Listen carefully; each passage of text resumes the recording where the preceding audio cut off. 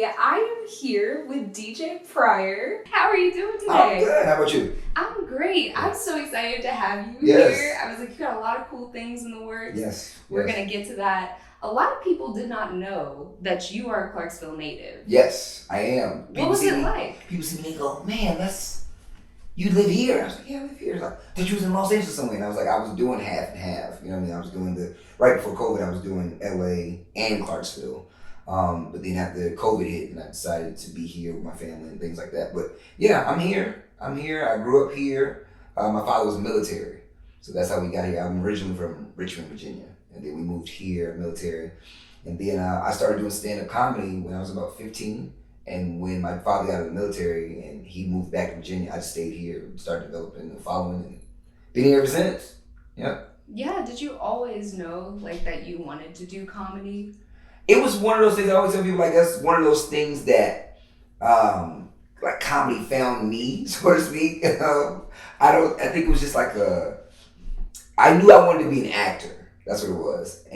But I was always acting out in school, and a teacher, the class I used to act up in, she said, you know, you'd be a great comedian. And so when I heard like the Richard Pryor records, my grandma had a record player, and I listened to the Richard Pryor records, and I saw Eddie Murphy, Raw, and Delirious, and I was like, oh man, that's me. And then I decided, oh yeah, I want to be a comedian. And so I was pretty young when I found out, but I didn't actually try it till I was about 14, 15. Did you have any like dreams before you decided comedy is my path? Just acting and music. Those were my things. And I remember I went through this brief phase. It was random, really random. Fun fact, baseball. I wanted to be a baseball player for like probably a couple months. It was very short-lived. Right, it was very short-lived. I don't know what that was about. It was just a phase I went through. But yeah, I knew I wanted to be an actor. And then somebody told me, I remember somebody telling me that to get into movies, comedy was a good way to do that as well. So comedy did a lot for me. It got me out of whoopings because, you know, in my house, that was giving out. If you can make them laugh. Right, you know what I mean? And they would forget about it. They put the belt down. And if I liked the girl, it got me the girl. Comedy just saved me. And I was like, this is life, you know? That was pretty much how I picked it. It was like, yeah, that's it. That's my life. And then you can get rich. Somebody told me you can get rich. I was like, somebody told you? Right, somebody told me. Heard from a friend. You can get rich. And that was it. And yeah, that was how I made my decision. So what was it like before you had the video that everybody knows about, the viral video of you talking to your baby? What was life like before that? Before the video went viral, when the video went viral, it was 16. I was already 16 years in pursuing this. So before then, it was literally just making things just working, you know, getting out, working out material, writing material, and then got into writing scripts, trying to get something off the ground that maybe I could do something, write a piece that would show off my talents, that maybe I could write something for myself. Nobody was casting me in anything, so maybe I could, you know, land some kind of deal that somebody would be able to see my talent.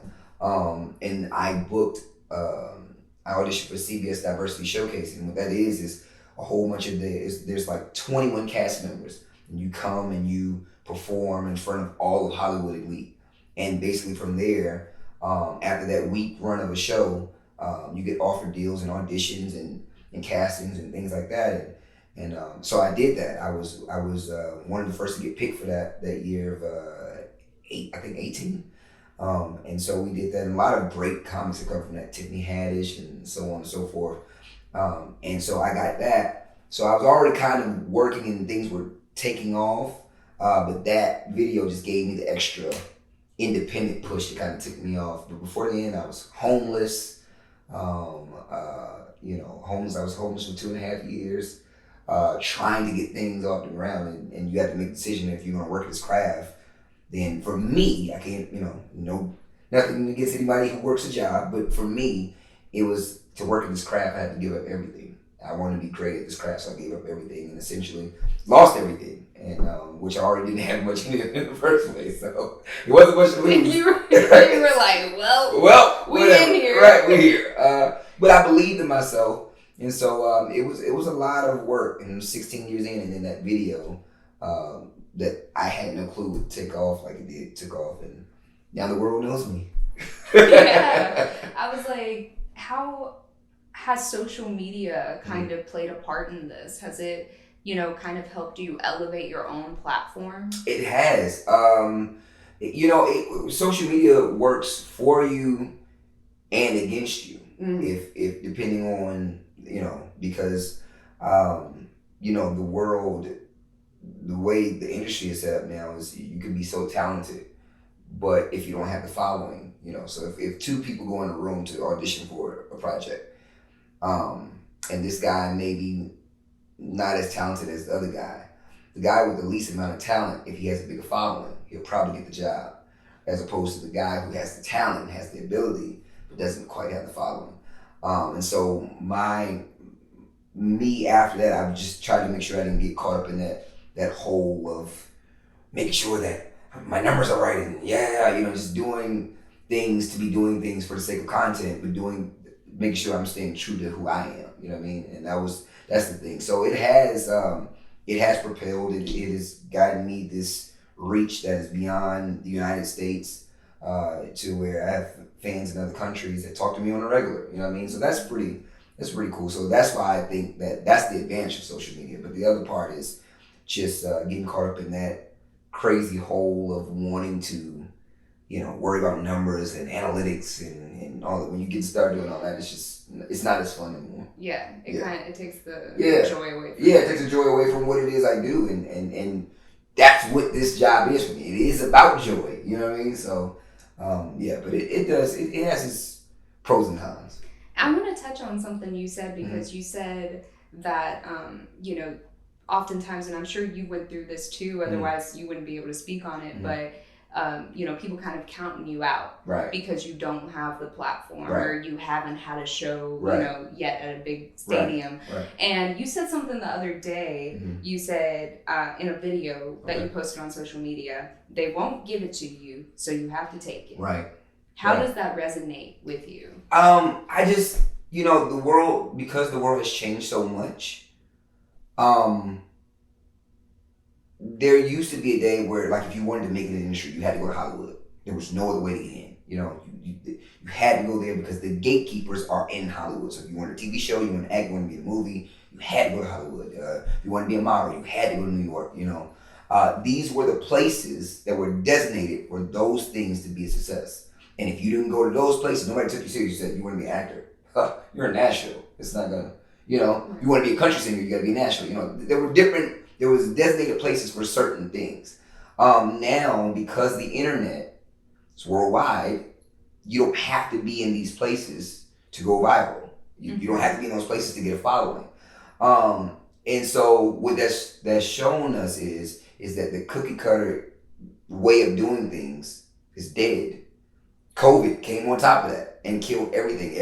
Our way of life completely changed. So we no longer need the permissions of the gatekeepers to build, a following or to build a show. You are proof of that. You know what I mean? We don't need that anymore. And people feel like, at one point we couldn't achieve anything because we didn't have the permission or the blessing of this high exec at this such and such company, and this. You don't need that anymore because the days have changed. But because we feel like that, we don't go and go after those things because we think we're not worthy.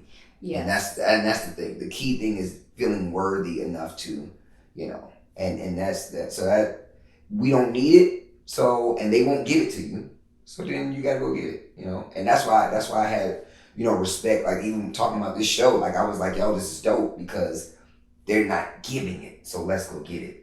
You know what I mean? And that's right. We're speaking the same language. Yes. You know what I'm saying? So I think that's dope.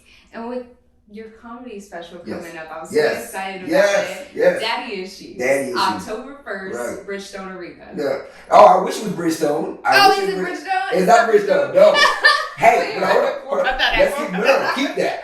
This is great. This is gonna be so great. You were speaking into existence? Yeah. Come on now. That's manifestation right there. Come on. I'm taking all that. Keep that. Bridgestone, I'm loving it. This is great. No, I'm shooting it. I actually came here. I decided to come here to shoot it in Clarksville. I'm shooting at Mosaic Church. Oh, yeah, awesome. I'm shooting here. Yeah, but it's still a nice venue. Out of the 1,500 seater. And I thought that was great. But Bridgestone is on the man. You got me so hyped. Listen to me. I'm like, he's selling out arenas. Yeah, selling out arenas. Right, yeah. I love it. It's coming. Because it's always been my dream to do arenas and do Bridgestone and Madison Square Garden. So I told my team, man, we're doing this after this special. We're never coming down. You know what I mean? Mm-hmm. And that was important to me to be able to do that. So October 1st, I get to go and film this special. It's so, when you see the level, when you come, are you coming? Are you coming to the show? I would love to come. You have to come. Okay. You have to come. Okay. She's coming to the show. Okay. You got the tickets. You're coming. The show is going to be crazy because the level of production that me and my team have done to make sure that this thing hits where it needs to hit. But to make sure that we hit the level we want to of professionalism and production, it's just crazy. I mean, we have not stopped. We made sure that we really swung for the stars with this one. So when you see it, it's really something special. What are some of the topics you'll be touching on? Okay, so I think what inspired me to write the show was when the video went viral. A lot of people said, we see how you father your kids. What was your relationship like with your father? And not too many people have asked me that question. This guy in I think Boston, he had a podcast, and I was on his podcast. He said, I've watched all your interviews on CNN and this and that I would do, but nobody's asked, what was your relationship like with your father? And then after that, I just kept getting that question in line. I was like, what better way to answer that question than through my special, to do it, tell it on stage and what happened. And it was up and down with me and my biological father. It was up and down. And it was not all good at all, but I wrote it in a way where I could tell the story through this special that honors him. That he passed in 2016, so it pays tribute to him. But it's such a funny piece of work, but it's a very transparent piece of work. So I just touch on my concerns as a father, things that have happened to me, and things me and him went through. And ultimately, I think everybody, even though it's called Daddy Issues, everybody can see at some point in the show, they can see themselves in my response and to the things that's going on. So whether it's your daddy issues or whatever, don't let the name throw you off. It's about just forgiveness and overall just making it through things that have hurt us but worked for us. And so that's what the show is about. So I'm touching on everything. It's truly a labor of love. Yeah, it really is. It really is. When you watch it, when you watch me perform it, you'll see like, oh, he put his heart into this. Like he's really talking about something that's special to him. Yeah. Yeah. And I know you said something about the special being aired somewhere. Yeah. Do we get a little? Yeah, it's gonna be somewhere. You know what? I tell you what. When the moment it happens, here's my word to you. Okay. When it happens, you will get the exclusive. When I announce Warrior Drops, there it is.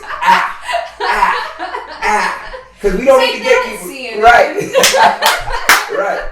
The gatekeepers, we don't need them anymore. We can come here and I can tell you, hey, here's where it is. Bam, we drop it. But yeah, we have. That's why we did it on this level, for it to go where it's going, to get placed in these places for people to see it worldwide. And now that my fans have grown and things like that, I want to be able the world to see this at its best. Yeah. And you've got so much local support too.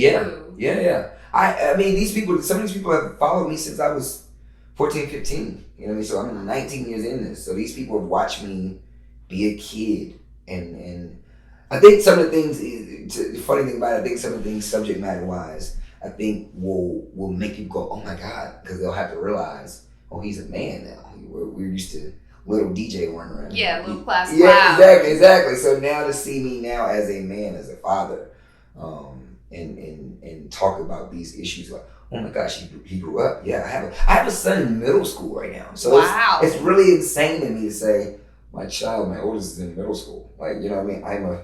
I'm a dad. You know that one Kevin Hart clip where he's talking to I can't remember the I think it's Wesley Snipes or somebody. Yeah. And he's like, well, see, for me, man, I'm 40 years old or I'm 50 years old or something like that. And he's like, dang. Oh yeah, Don Cheadle. Yeah, right. I feel like that's how people look at you. Like, ooh. Yep. That's what it is, man. When I see him and he's walking around the house and I'm like, yo, there's a whole almost teenager in my house. You know what I mean? It's crazy. Start paying rent. Right, start paying rent. You better figure it out, guy. You know what I'm saying? Figure it out. Yeah, it's crazy. So now at this point in my life to watch, to be at this point and people see me grow into this artist. This is a big night for them as well. People who have seen me, you know, who have supported me from that time. I remember when my comedy DVDs were getting sold in barbershops. I was 15 years old. And they were bootlegging it. Shout out to all the bootleggers who were bootlegging all my DVDs, and I never got one red cent of those. They'll probably be in the audience that night. They were like a guy. True story. Burning it on CD-ROM. They were, and the guy was funny. True story. This guy tried to. I was in the barbershop, and this guy he sells DVDs. And I know he did, and then he walked up, and he was like, yo, oh, this guy, local guy around here, you should check him out. And he hands me the DVD. He didn't even care to look at. Like, was your face on the cover? Like it was like a little picture. Like he printed off. Like yeah, it was like a little so you could see. And he went so much as to cut it out and put it on. So he looked you in your eyes, right in the face. And the only reason why I kind of give him something because I was in a costume on the. So maybe if I had to give him. So then one of the barbers was like, "Did you watch it?" "Oh yeah, man, this kid funny, man." He said, "No, did you really watch it?" I mean, I watched 1 or 2. I skipped around because there was a couple of sketches on there. He was like, I watched 1 or 2 sketches. He said, then you'd realize, and that's the kid right there. He looked, he said, "Oh my God!" It's like, wow. I'm just like, how much are you getting off of this? I was like, but at least he was, passing around your name. He was. He was making $10 off of him. $10. I'm making a killing. And you didn't see a cent. Never saw one red cent. It was so funny to me that I just laughed, and then when he left, I said, "He ain't even asked me how much he making off of it." You know what I'm saying? He didn't even offer you a cut. He didn't even offer me a cut on it. It was funny, man. I can't even make this stuff up, man. So yeah, that moments like that make me appreciate this moment and ultimately people who followed me for so long to watch my career. So what do you want people to know about getting into comedy and kind of forging their own path? Mm-hmm. What advice would you give to people who are looking to take, that path? Just have a perspective. I think it's important to have a voice. Comedy is all about perspective, right? It's about voicing your opinion in a unique way, in a way that funny comes after the perspective. Right? Perspective always comes first, right? And then the funny follows. What makes it funny is because I'm saying what you're thinking. That's what brings the funny. So if you are a true student of the game, then you'll be fine. What I found, what has worked for me was I had perspective. I had a lot of opinions, and my opinions, the way I voiced them, just happens to be in a comedic way. You never notice when somebody's trying to be funny, they're not funny. But when they're just being naturally them, that's what makes them funny. And that's what I found that works for me. When I'm trying to be funny, it doesn't land. It doesn't land the same. But when I'm really giving you my thoughts on something, it sticks. And the audience knows authenticity. So I would say have perspective and be authentically you, unapologetically you. And that's where it will take off because uniqueness will be found in the midst of all that. You know what I mean? So you don't want to be like you love a Kevin Hart, but you don't want to be the next Kevin Hart. You might want to accomplish what he accomplished and so on. And, I ain't the same, but I don't want to be Kevin Hart. Right. I don't want to be, I love Dave Chappelle, oh my God, but I don't want to be Dave Chappelle. But I take from all these guys that I look up to and take from all they've done and all they've achieved and I mix it into a pot and say, how does this work for me? You know what I mean? So have perspective, be authentically you, and I think you guys, that's what comedy is, ultimately. That's ultimately what comedy is. It's just having perspective because we narrate the things that happen in society. Mm-hmm. We are the narrators. Mm-hmm. And we're so necessary because people need that, everybody posh, the formal, the formality. Better than that. Yeah, And then the comic's job is to come bust that up and say, okay, let's really examine this. Right. You know what I mean? And that's what we do. And I love what I do. You know, does it get us in trouble sometimes? Yes, it does, guys. I might be canceled after the special. I don't know. You know. So, if I see your name trending on Twitter. Right. What did DJ do? I know. Oh, man, that guy. Oh, I want it so much better for you. It won't be no Bill Cosby stuff going on that. That's for sure. Okay, well, that's good news. None of that. No. DJ, I really appreciate you taking the time to be with me and talk a little bit to your fans and everything about what you got going on. I'm really excited to see your comedy special. Oh, you gonna be there? Yes. I was like, you convinced me. It didn't take a lot. It was like, you guys come out to Mosaic Church October 1st and come see DJ and support Daddy Issues. Daddy Issues. Get your tickets on Eventbrite. Daddy Issues. The link is on comedian DJ Pryor on social media. You can go ahead and get your tickets. Yes. Thank you. I will see you guys again.